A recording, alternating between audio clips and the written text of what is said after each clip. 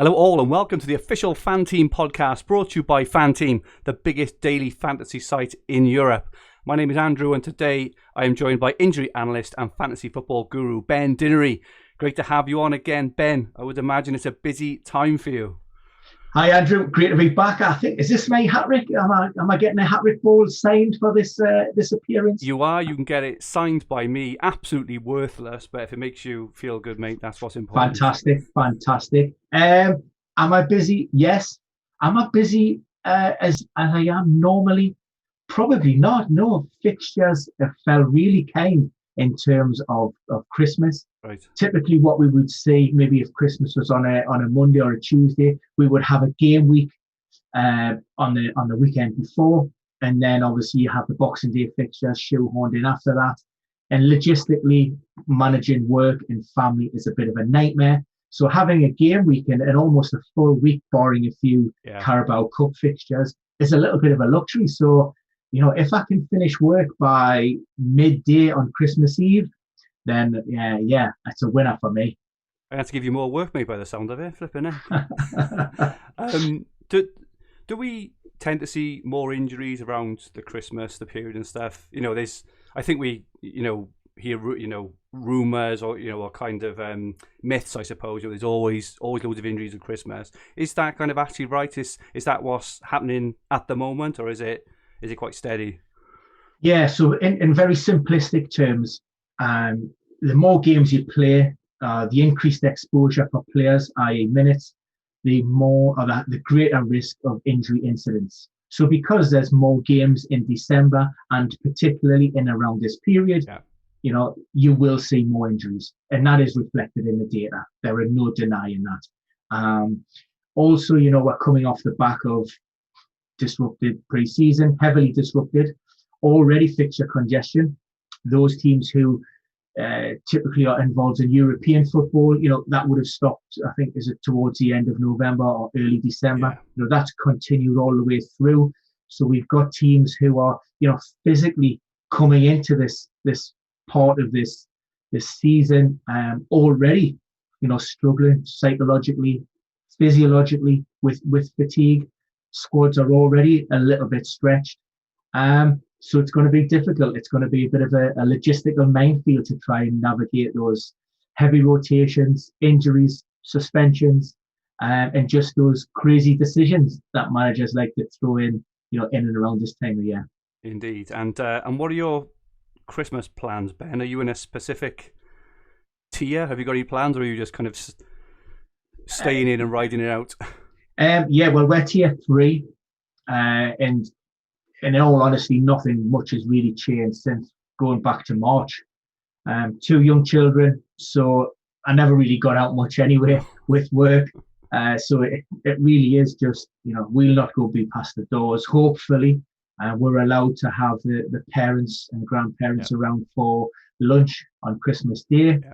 And then it's back, nose to the grindstone again to prepare for those fixtures on the 26th and Boxing Day, which I love. To be honest, I absolutely love that day. I was going to say it's hard work, but we wouldn't have it any other way, would we? Just football every day. I mean, it's especially in these times where there's not much to actually get excited about or look forward to. Just having Premier League games back to back all over the Christmas period is just superb, isn't it? Yeah, and look, I would hold my hands up as well, Andrew. Look, I would have had 25 days of two hyper kids. I'll have a full Christmas day of parents, kids, presents, rubbish, messiness.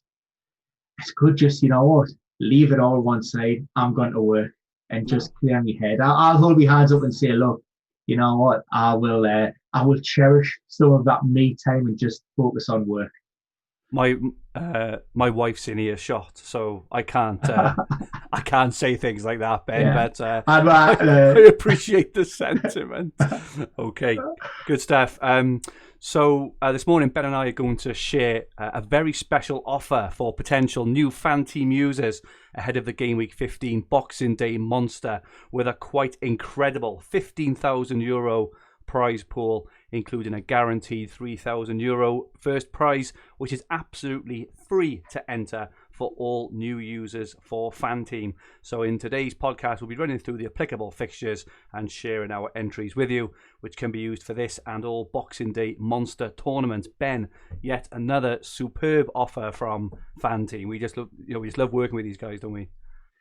Unbelievable. We keep on saying that. I mean, this is not just, these are not pennies. These are potentially, life-changing sums of money that FanTeam keep on churning out time and time again. And to offer, again, a free entry tournament with a prize pool of this magnitude, we're in a very difficult, time crunched, financial, worrying situation. And for people to be able to enter and potentially, this is even £3,000 first, but that's even life-changing for some people at this moment in time. So, you've got to give a big shout out to the guys at FanTeam and thank them for the continued support, continued investment. And yeah, look, I hope it continues and keeps on continuing because it's great. It is. It's really good fun. And, we've mentioned in the past, but it really does give a different angle to watching the football and fantasy football.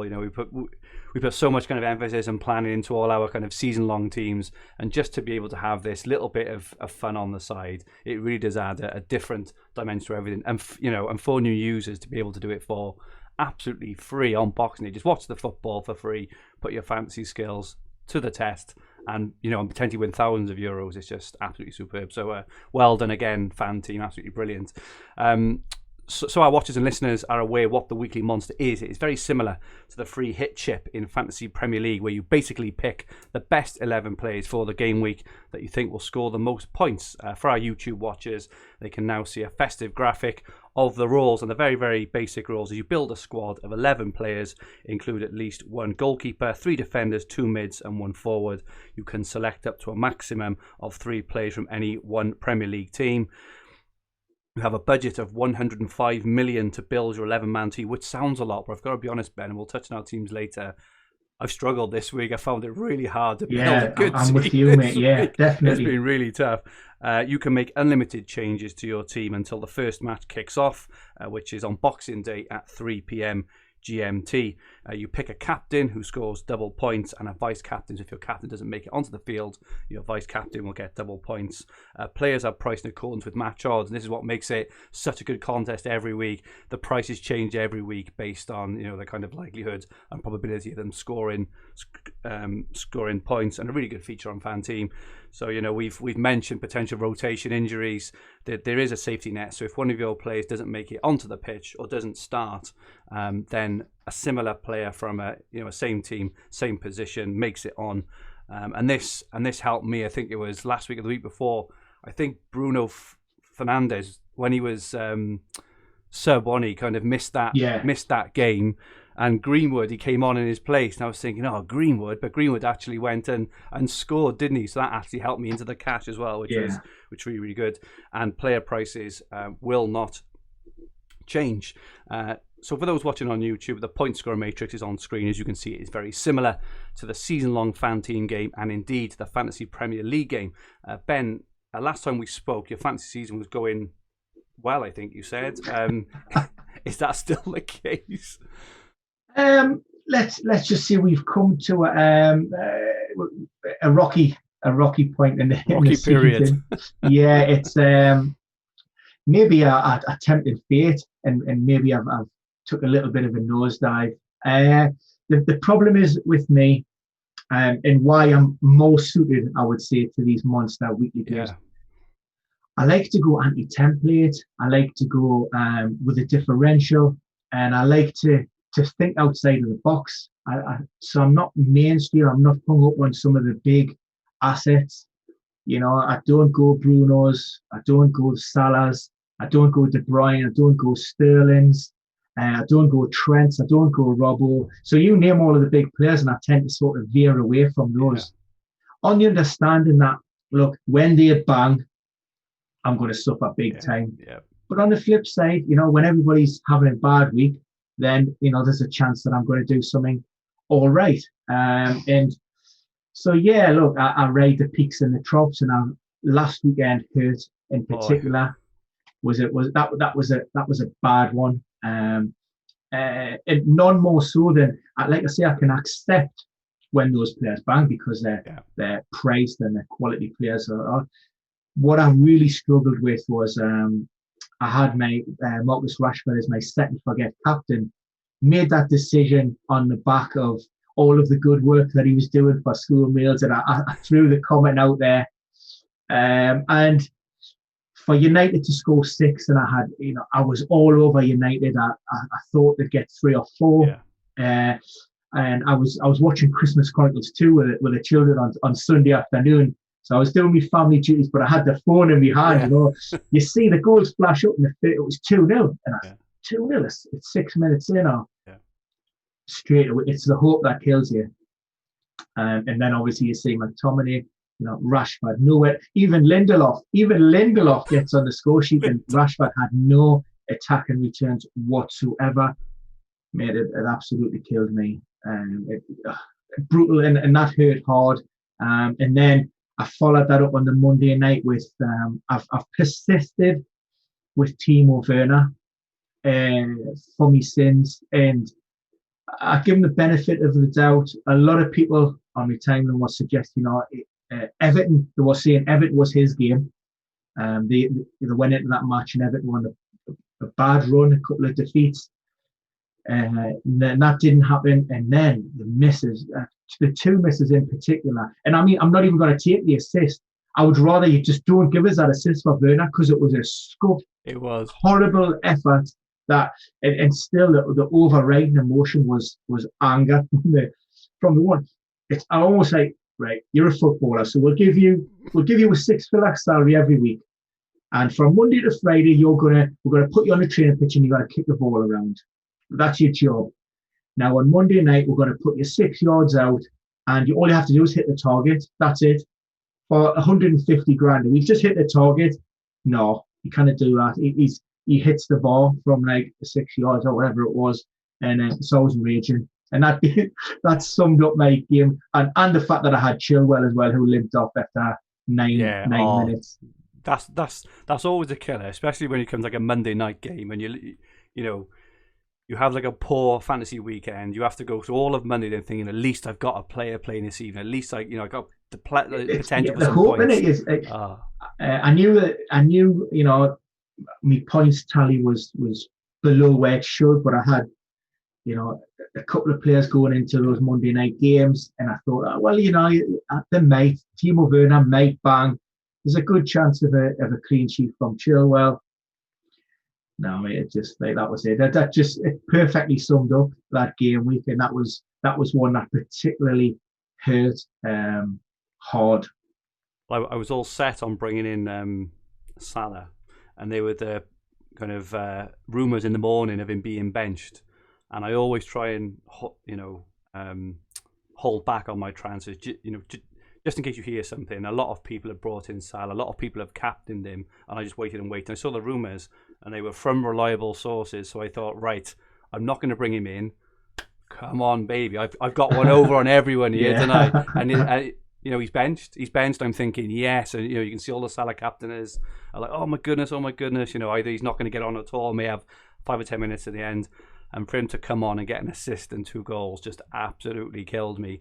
And then I've held Watkins for Villa for weeks and weeks, and he's missed a penalty. He had a penalty. They weren't awarded a penalty they should have had, and he's had 2 goals disallowed as well. I had Chilwell and Reece James to play on Monday night. So it was just one thing after the other. It's just like everything that could possibly go wrong. Thankfully, my whole game week was saved by Bruno. Actually, I was forced. I captained Bruno, so that kind of saved my whole game week. But yeah, it's very frustrating times. So there are 3 full-round classic tournaments every game week. This week it includes the brilliant offer we just talked about, which is free for new users and just €2 for subsequent entries and for existing users, with a €15,000 prize pool with a guaranteed first prize of €3,000. There is also a high roller tournament if you want to play for big money, but our feature tournament for this podcast is the €50,000 prize pool game with a guaranteed €5,000 first prize for a €20 entry, with prizes going all the way down to 556th place. Just a reminder to enter all FanTeam contests. You must be over 18 and be gambleaware.org. And just a reminder that all the players and teams we talk about now you can use for every single tournament. The free one, the €20 one, the high roll one, whatever you want. So looking at the fixtures then, Ben, the fixtures for this week.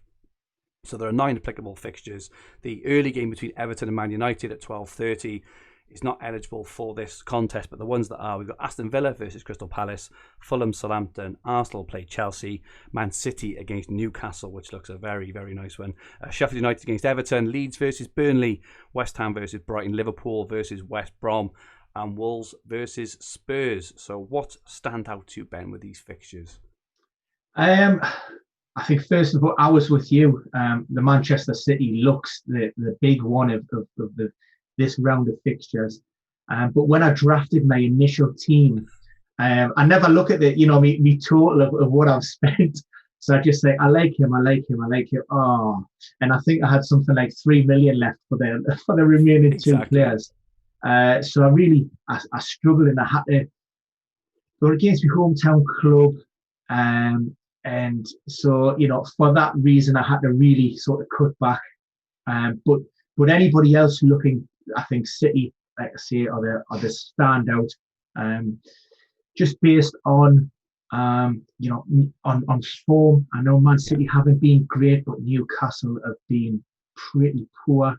They're still struggling with regards to this post-COVID crisis, either through players still absent from the squad or even those who've returned, struggling really with fatigue, muscle fatigue and chronic fatigue. So they're not firing on all cylinders. We've seen players out of position, and the likes even Paul Dummett, who's coming from the cold after months on the sidelines, being thrown straight back in there. So it's not an ideal situation for Steve Bruce. I think Liverpool have to be, even though West Brom are arriving at Anfield under Sam Allardyce, and we know what Sam Allardyce is going to do. He's going to try and shut up shop. He's going to try and minimise those chances, but that's going to take a little bit of time.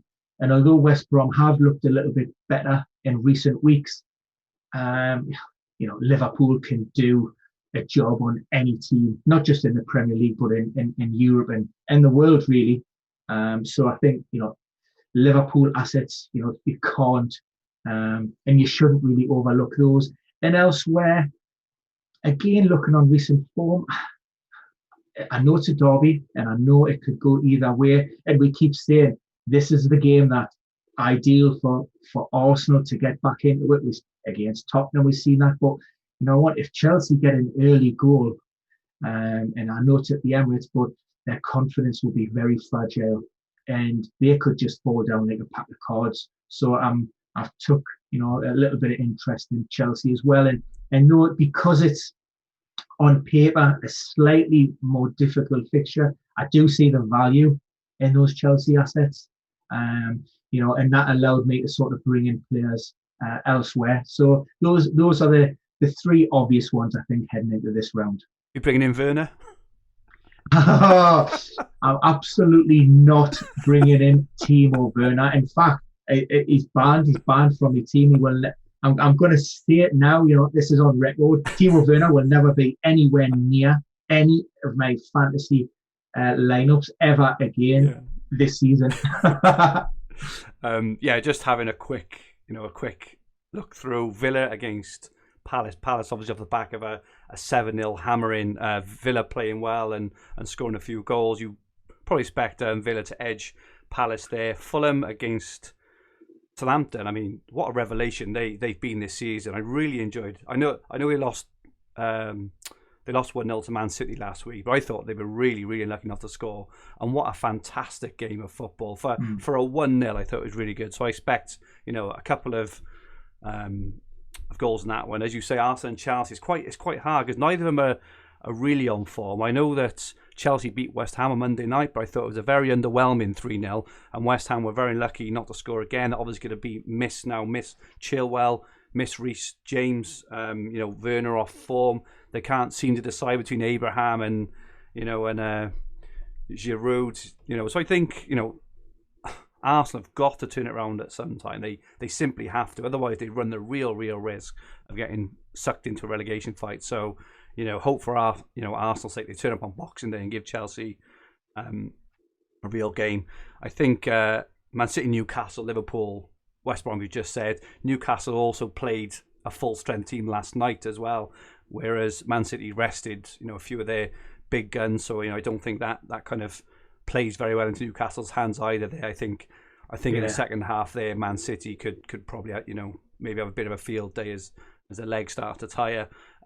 You have to fancy, I suppose, Everton, who were going through a stickiest patch, seem to have turned it around again away to Sheffield United, who are really, really struggling. Leeds and Burnley. Leeds, as we know, they score a lot of goals and concede a lot. So, you'd imagine Leeds would score a couple against Burnley, even though Nick Pope has been in fantastic form this season. West Ham, you would guess, would probably nick a win home to Brighton, and Wolves and Spurs. Quite hard to call. I'm a Spurs fan, and I was very excited even a week ago when we were sat at the top of the tree, and I don't even think now we're like in the top 5 or something. So and Wolves seem to be very kind of hit and miss. They just got that kind of inexperienced front line, haven't they? Which sometimes works for them, and sometimes they just can't hold on to the ball. So So looking at your team, Ben, which you've now got on screen for this week, very interesting formation actually, 5-2-3. I'm not sure I've seen this, but are you able to read it out for our podcast listeners and run through your picks? Yeah, so I've went with 5-2-3 a couple of times now. I try to identify maybe one or two teams who I think have got a good chance of getting a clean sheet, and then I'll look at the values and hopefully keep the money in the bank for the top end, for the big hitters. So based on what you've said, I went against the grain a little bit, but I went with Martinez in goal. Yeah. Again, I think this is going to be a confidence thing. If Villa can get an early goal against Palace, then they're going to be very fragile off the back of that 7-0 result. Villa back-to-back clean sheets. Konza will train ahead of the game. Now, whether Dean Smith decides to bring him back into the straight into that back lane, I'm not sure. But they've looked pretty solid. They've looked pretty comfortable with the 4 that they've got across there at the moment. So that was the rationale for bringing in Martinez. Makes sense. And off the back of a decent season as well. Now I've went Leeds, and this is a bit of a judgment call. I'm still not convinced with Burnley as an attacking force, particularly away from Turf Moor. Obviously, we've seen Ashley Barnes and Chris Wood get the 2 goals against Wolves on Monday evening. And you think if Burnley are going to score, it's got to be one of 2 of those 2 players. But I just fancy Leeds just to edge it. I think it'll be a fairly tight game. Both of them, Burnley, what Sean Dyche's going to do. He's going to set up with a rigid 4-4-2. And Leeds are just going to try and run everybody into the ground. Yep. I think it might be a 1-0 or a 2-0 Leeds. And again, at that price point, in around that 8.5 to 9 million mark, I thought it was worth just bringing two of those players in. Fair enough. And then we've went with Cresswell in Ogbonna, also in that back line. Cresswell, because he's offering potentially attacking returns as well as defensive. We know he's going to be on set pieces, corners. Brighton are a tricky team to work out. They're very hot and cold. It's one of those ones where this one could backfire. But West Ham done okay against Chelsea, like I said, particularly first half. they deserved maybe a little bit more from the game. Second half, they did fade a little bit. And I think, if they can bounce back, Bonner's always offering a threat, corners, set pieces. So I threw him in there. And the fifth choice, again, this maybe goes a little bit against. I fancy Sheffield United to give Everton a tough game, and the reasons as to why I went with Basham. Yeah. First and foremost, he could be playing in a slightly advanced role. He may be playing in midfield. Okay. We know that Sander Berg's now ruled out for around about 3 months after surgery on his hamstring. We've seen John Lundstrom, who will begin a 3-match ban. So that doesn't give Chris Wilder, many options in midfield. We've seen John Fleck come off in the last game after around 33 minutes.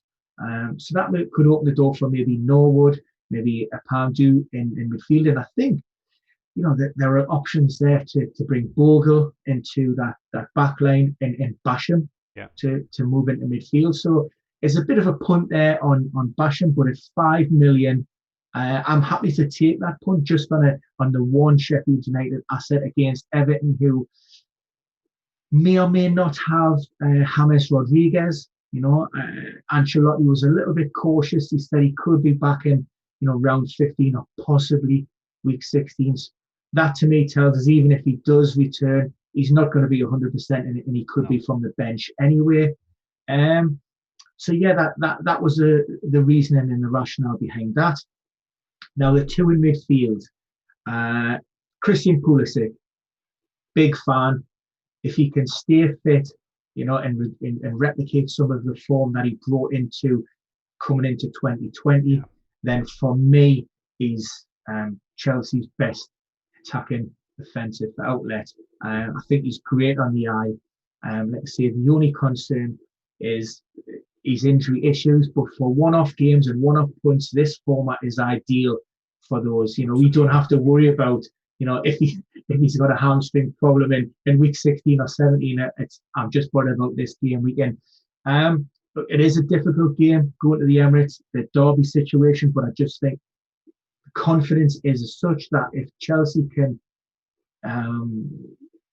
open up that scoring, then it could open the floodgates, and we could be looking at 2 or 3 for Chelsea. And I've paired Pulisic alongside Walcott for Southampton. I love that pick. I love that Walcott pick. Well, I've been sweet on Southampton since Project Restart. I've been big fans, followed them all the way through, had a lot of the assets of Ward-Prowse, Walker Peters or the Bertrams and the Danny Ings. Yeah. But now that we've seen, obviously, Danny Ings sidelined, we're still waiting for confirmation on the severity of that hamstring problem. But, I'm fairly confident or maybe certain that it's highly unlikely that we'll see him this year again. So I would expect Walcott and Shea Adams to be partnered in a 4-4-2 up front, with probably Armstrong and Ginetto, right and left hand side of midfield. And the pair of them linked up really well, performed admirably in the absence of Danny Ings following knee surgery. So, look, 9.2 million. I thought he was a great asset for a striker in a decent team. Yes, Fulham have been boosted by the return, I would say, or the quashing of Joachim Anderson's red card. But I still fancy maybe Southampton to edge that one and get a couple of goals and Walcott to be in and around that. Great. Now in attack, this is I've tried to, what I think is pretty good. I went Tammy Abraham again for this more or less the same reasons that I outlined Christian Pulisic. The concern was the Olivier Giroud on the bench and coming against these former employers, and does Frank Lampard do that emotive pick around players lining up against their former clubs. But I just think Tammy, on the back of 2 goals, deserves his chance to start. There seem to be, players are coming in and responding to the challenge of other players, and this competitive edge within the squad. So hopefully confidence is high, and Tammy will get a goal or 2 at the Emirates. So I'm looking forward to that. Just to confirm on that one, actually, Ben. So Abraham is 10.8 and Giroud is 10.1, which means that if Giroud starts ahead of Abraham, you'll get Giroud in, regardless. Right. So, cool. It covers it nicely. So you will get in whoever plays number 9 for Chelsea. Oh well, yeah. Oh well, so it's really well, doesn't it? Yeah. Yeah, that's a good point. And but like I say, I would expect Lampard to go with Abraham. Yeah. Just on the back of these 2 goals at London against West Ham. Now, the captaincy pick for this week, we mentioned it that the head of the show had to be Manchester City. I've been burned a couple of times on Gabriel Jesus during this absence of Sergio Aguero, who I always seen this as an opportunity for him to prove to Pep that he doesn't need to go out and buy another striker, either to rotate with Sergio or even if Aguero was to leave at the end of the season. And he hasn't really done that. He looked a lot sharper. He looked a lot brighter. He looked like somebody who was playing, for the team and a little bit of confidence in the Carabao Cup. So I'm hoping he's going to use that as a springboard to take that forward into the Premier League. Yeah. Defensively, Newcastle are all over the place. We could line up with a back 5, and that will allow the likes of De Bruyne, Sterling, to overrun that midfield and hopefully, prove to be a really good supply line for Gabriel Jesus. Yeah. So that's why I put the armband on him. And finally, Roberto Firmino. Nice pick. In attack. A slight differential. He's not one of the headline grabbers in terms of the Manes and the Salahs. And prior to that, even the Diogo Jota, because obviously he was the big threat to Roberto Firmino. But now that we've seen Jota sidelined with a knee complaint, Firmino's coming off the back of 2 decent performances. He's got his shooting boots back on, and look, I can see Liverpool dominating any team, never mind West Brom. And given his form and given his confidence, I think Roberto won't be too far away from getting a goal or 3, maybe this on Boxing Day. So yeah, I'm looking forward to that one, and really, really confident that this team is going to bring home the bacon. Well, what is brilliant, obviously, around the €15,000 prize pool game, just for €2 each, I'm planning on entering 5 or 6 teams, I think, and you can just put a slight variance, can't you? Maybe you could pick Giroud instead of Abraham. Maybe you could pick, I don't know, Ward-Prowse instead of Walcott, or whoever. Just have variance on it. But with the prize pool being what it is, I mean, it's absolutely fantastic opportunity to win a lot of money for very, very, and obviously new users get a free go at this, right? So again, if you are watching and listening, and you haven't got a fan team account, if you sign up, you can just build a team for absolutely free with a chance of winning a first prize of €3,000. Absolutely, superb. But be a very Merry Christmas. It would be a Merry Christmas.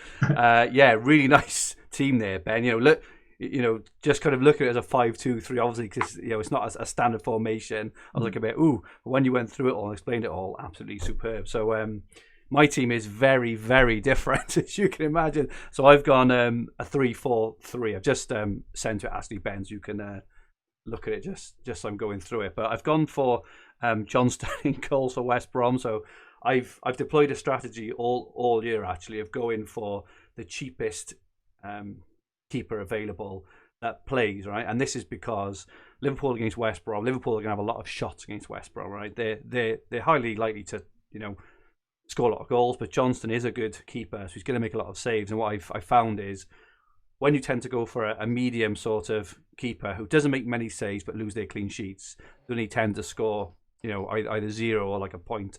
Whereas, keepers like Johnston, etc., even if they concede 2, 3, 4, they still get some points for save points because they get half point for every save. So it saves money and it gets a few points. So I've gone with that. I've gone for a back 3, and I've cheated. This is the first time I've had to cheat a little bit in this. So I've gone for Vestergaard, who looks so dangerous. Off corners. Every time they have a corner, he's up there, and he always gets his head in it, and it's either just saved, just over, and he's obviously scored, I think, 4 goals this season, so he looks really, really dangerous. Gone for Creswell for West Ham at home to Brighton, so he's on, the majority of corners and free kicks and things as well. Hopeful for a clean sheet for both of those guys, actually. I've actually gone for one of your boys as my third one in Paul Dummett, which you mentioned earlier.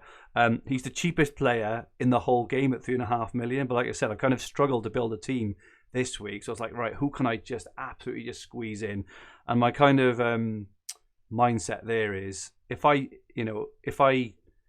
downgrade a different player and upgrade Dummett a little bit to potentially, a 4 or 5 million player, they're priced for a reason at that price in the thing if they're very unlikely to get any points, right? Yeah. So what I would rather do is basically risk having 0 off Dummett and actually being able to have a much better player who I want up front. But I'll touch on that now. So I've gone, quite a cheap back 4 there, but hopefully the rest of my team kind of makes up for it. So moving into midfield, I've got the big 2 of Mo Salah and Kevin De Bruyne, who for me this week, I'll probably do a couple of teams based on your strategy of looking kind of left field, because a lot of the times when you look at the teams who win the fan team games, they have got a lot of left field picks, right? So I completely agree with your kind of way forward, but both of those are on penalties as well. They're both in really good form, both playing really well. For Salah to come, just get 2 goals and assist in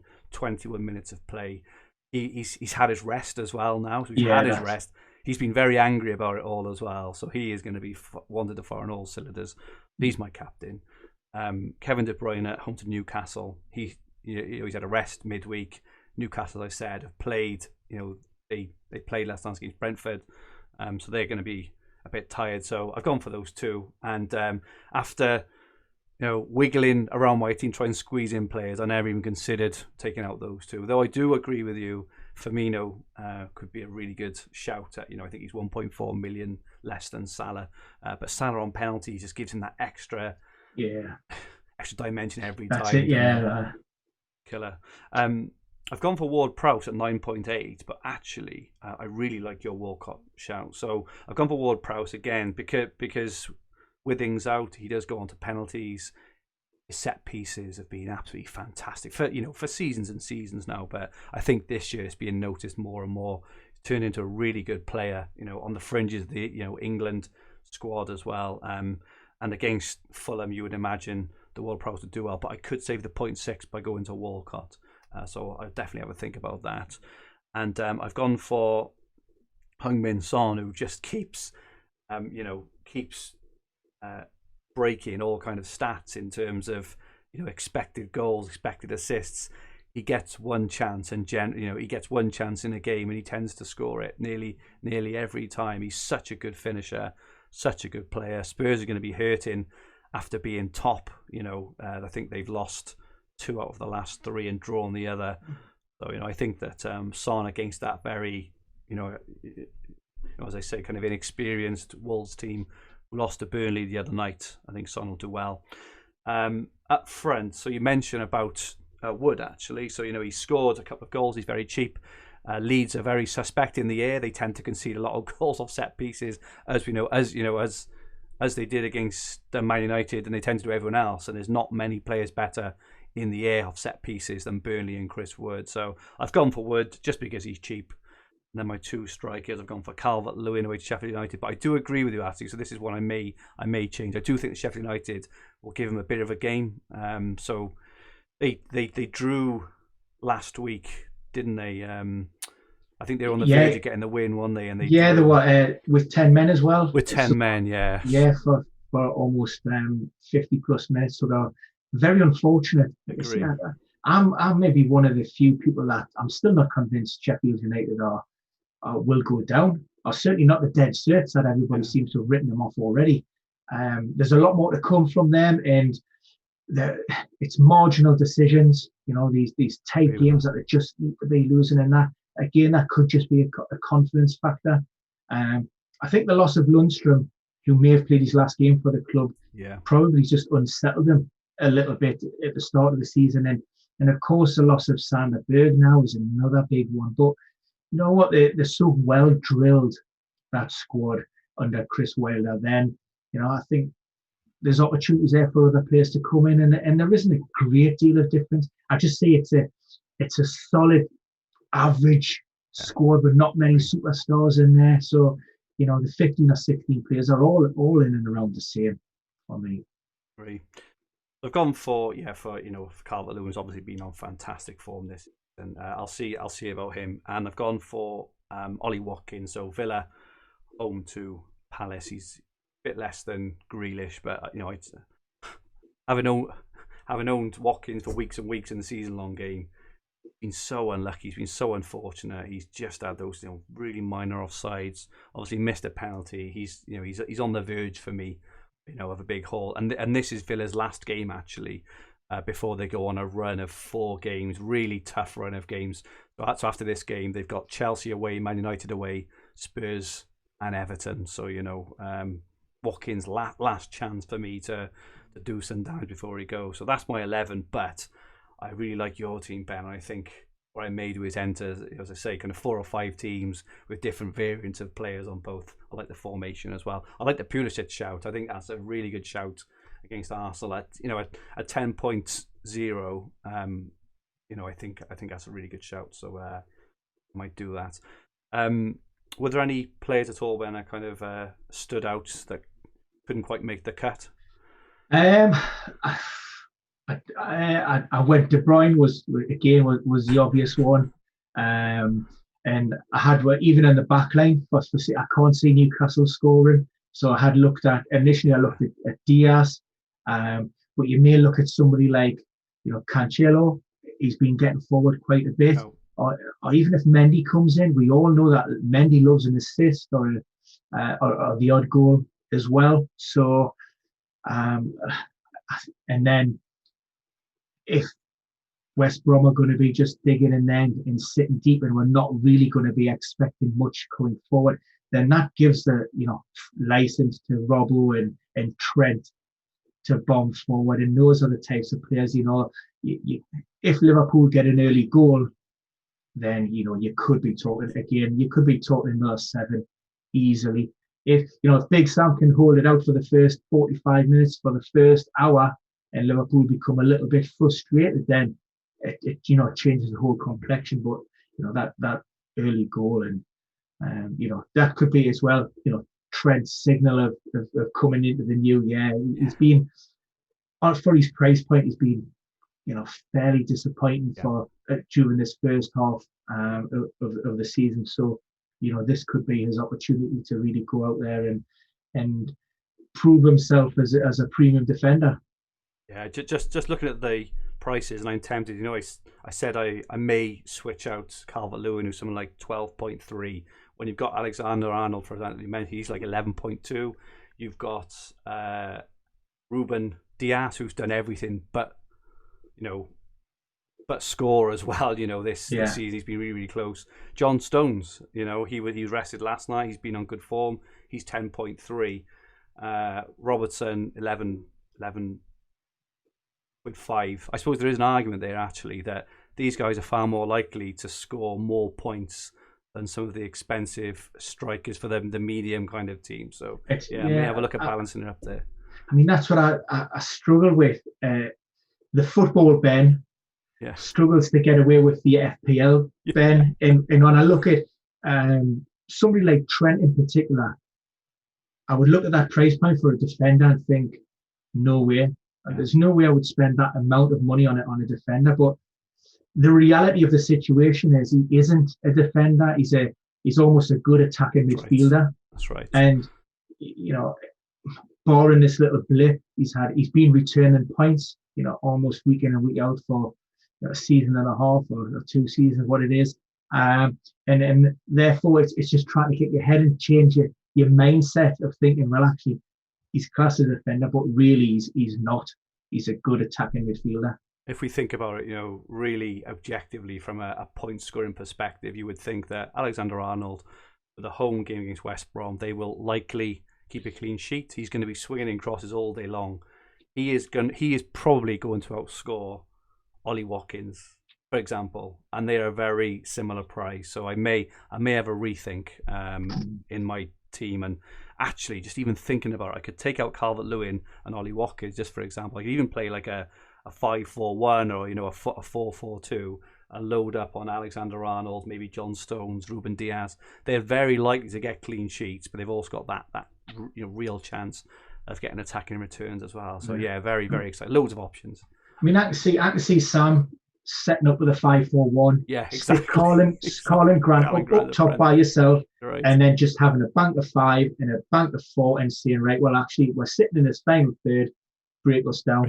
Exactly that, and that suits defenders massively. That they'll have loads of corners, loads of free kicks as well, where players like kind of Matip, albeit for headers and things. Robertson takes loads of free kicks and corners. Same for TAA. So yeah, I think you've taught me to change my strategy. I think I'm going to go all out for premium defense this week. But anyway. I think I've taught myself into making the changes. It's always good to talk it through. When you talk it through, you're like, oh yeah, okay, makes sense. Yeah, that's right. So just a reminder that it's completely free for new users to enter the €15,000 prize pool Boxing Day Monster. What are you waiting for? Give it a go. It's great fun. Even just talking about it, you get kind of excited. It's really good fun. There's so many options, absolutely free, and a real chance to win some big money. I cannot wait for it. So that is it for us for this episode. All the links are below for all the games we have discussed today. We hope you have found our ideas and teams useful. And since we've now changed our teams, we've been talking through any kind of our thoughts and ideas on where the points are going to come from. Please feel free to use any of them or none of them as inspiration for your own team. So thank you so much, Ben, for joining me this week. Best of luck for the Monster tournaments. Yeah, and likewise. Yeah, wish you the best Christmas and New Year you can have in the circumstances. Yeah. And we'll have you on again very, very soon. So thank you so much, Ben, as usual. Yeah, appreciate that. No problem. And all the best and Merry Christmas to you and your family. Indeed. Remember that if you liked what you watched, please press the like button. And remember to subscribe to the channel in the bottom right-hand corner of the screen. If you listen on a podcast, please rate the podcast and leave a comment. So this podcast will be available as a video on the FanTeam YouTube channel, as available as an audio podcast on all major podcast libraries, including Spotify, Apple Podcasts, and SoundCloud. Just search for Official FanTeam Podcast from wherever you get your podcasts. Our website is fanteam.com. Our Twitter handles are @FanTeamOfficial and @Fanteam_UK. Give us a follow for regular game updates and for entry giveaways for lots of other FanTeam competitions. We'll be back very soon, looking ahead to another Monster tournament. We at FanTeam wish all our watchers, listeners and users the very, very best of luck for the Boxing Day Monster, a safe holiday period and New Year. We will see you very, very soon. Goodbye for now.